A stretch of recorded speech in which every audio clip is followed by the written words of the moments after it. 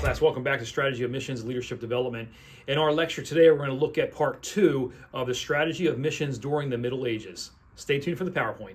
Okay, class, we're now going to move into this PowerPoint portion of our lecture today. And this is going to be Session 6, Medieval Mission Strategy Part 2.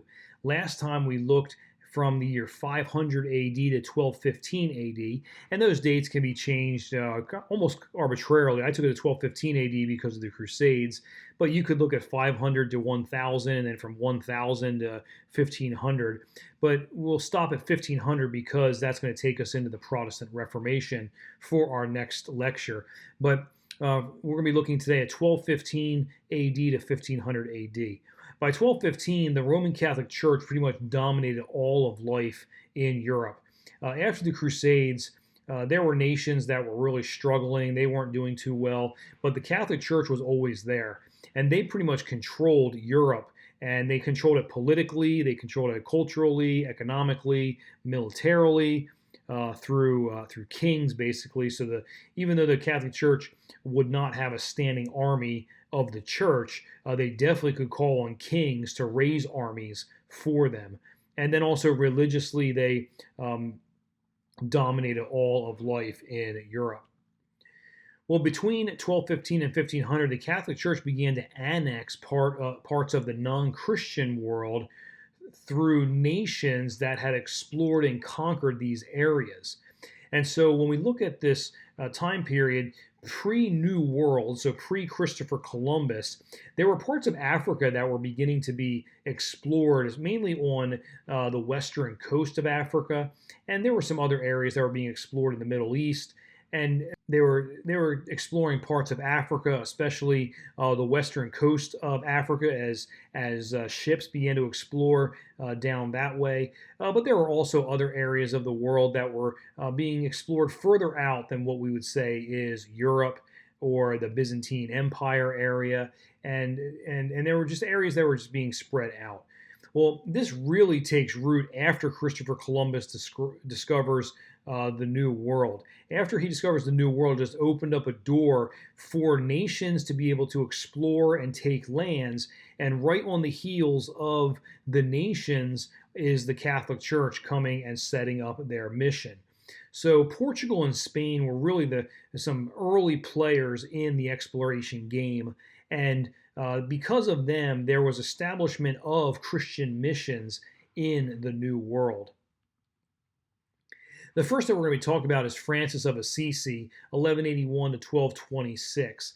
Now, we see the dates there, and obviously this is the very beginning of our time period, looking at 1215 to 1500. But the reason we have to bring this up is that he founded the Franciscans monastic order, and this order would continue on all the way until today. The Franciscans still exist. So even though he's at the very beginning of our time period we're looking at, we see that he set up this order, and he had a heart for evangelism. He wanted to proclaim the gospel, and he disagreed with the Crusades. He disagreed with that approach, and he recommended an evangelistic approach to the Muslims, but obviously the Crusaders did not take that approach. Well, he attempted 3 times to evangelize the Muslims. He went on 3 missions to evangelize the Muslims. He had very little success for it. But the point of this is that his followers for centuries to come would be very evangelistic in their approach. You see a painting there from the 17th century of Francis of Assisi. The next person we're going to look at is Raymond Lull. And we see him, he was 1232 AD to 1315 or 16 AD, not completely clear of when his death is.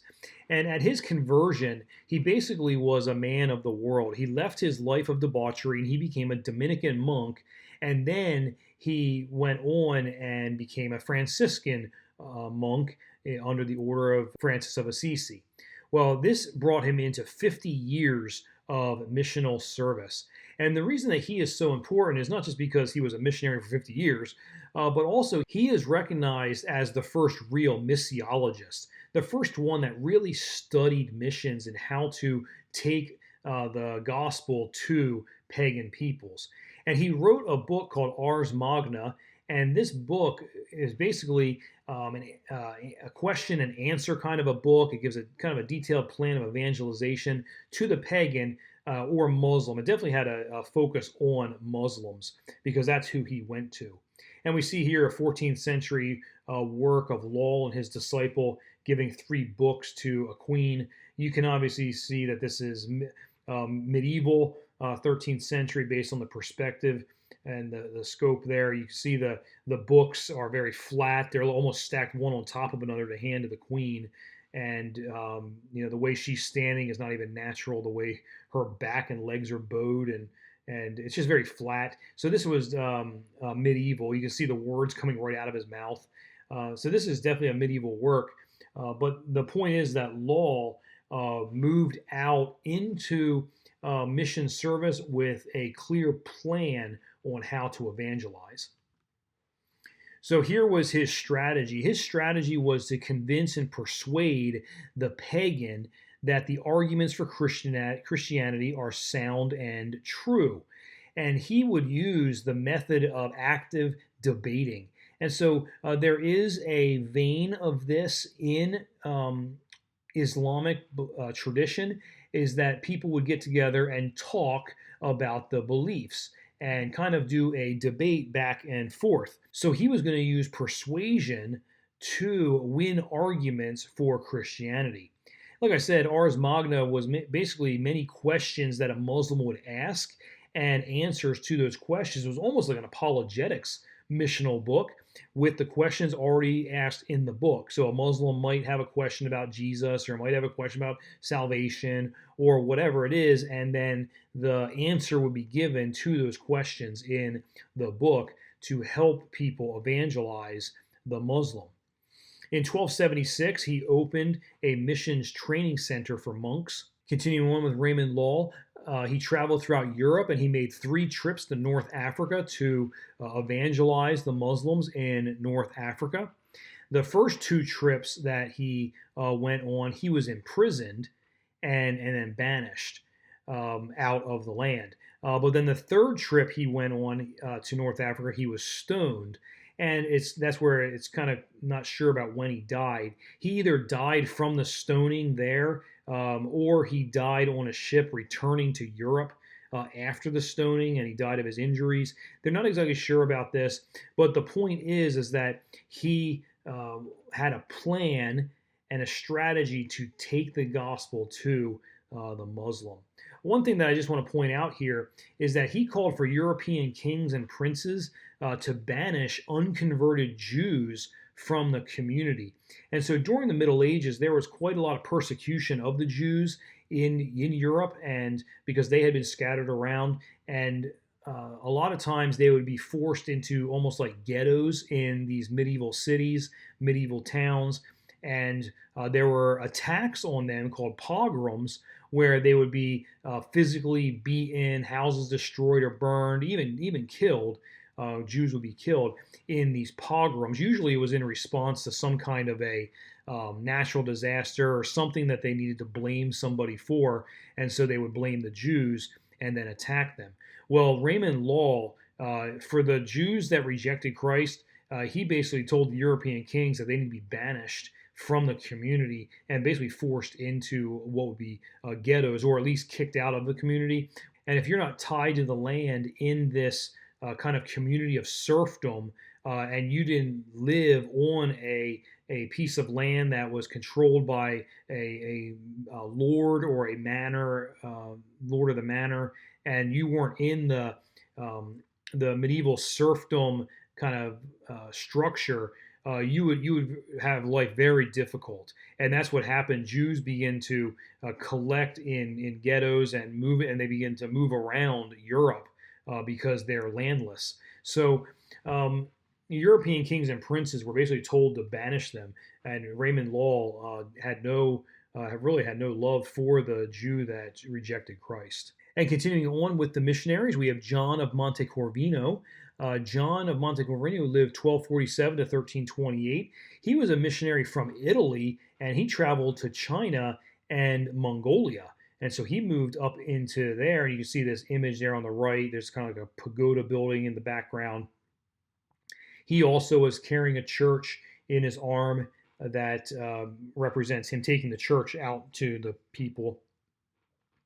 Well, from 1294 until 1330, it was recorded that 100,000 Christian converts were in China, many of them around where he was archbishop, which was in Peking, China. He was archbishop there, and he had great missional success in and around Peking.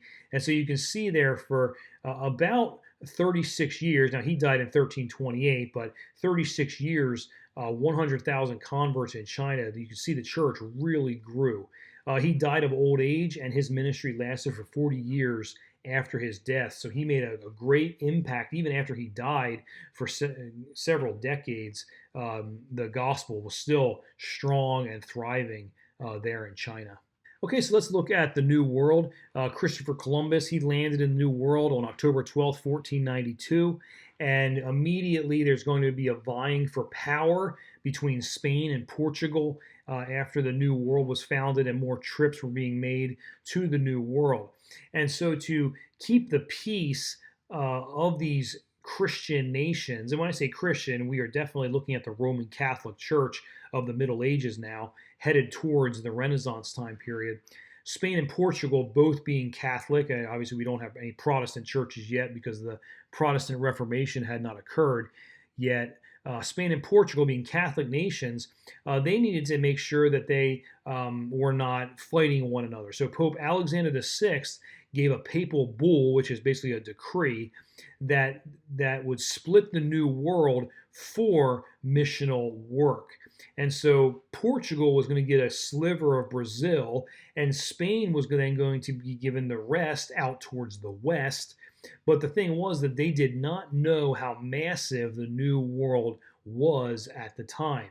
And so you're going to see here just in a second when I turn the slide, this line that divided the New World between Portugal and Spain. Okay, Portugal will get Brazil and Spain will get the rest. So here is the line itself. So you can see the bull was 1493, so just a year after Christopher Columbus, and that's the dotted line right here, the line of Pope Alexander VI.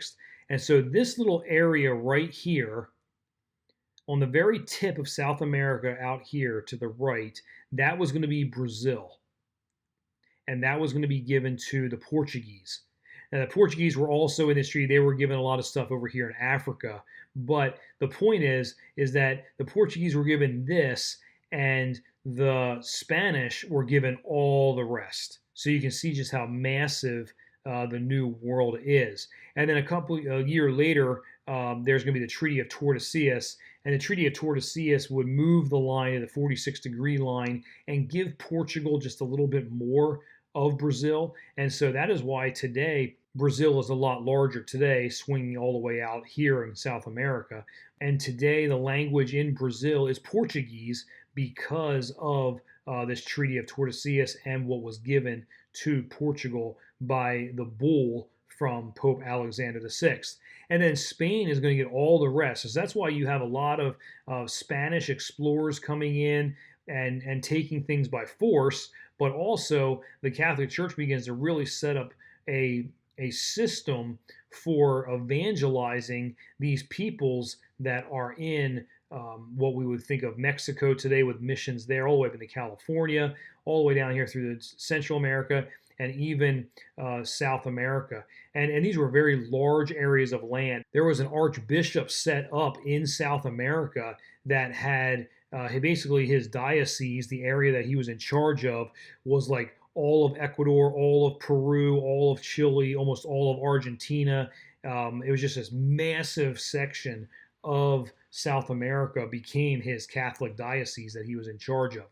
But what's going to happen is the European powers over here, Spain and Portugal, were going to send missionaries for the Catholic Church, which is based in Italy, send missionaries to these lands that they conquered to evangelize the indigenous peoples of these lands. And again, like I said, that's just South America, but we also start seeing exploration going on along the coastline of Africa, and they begin to evangelize these areas. Soon after a European nation would land and claim an area for their home country, soon after missionaries would pop up and begin evangelizing the indigenous peoples.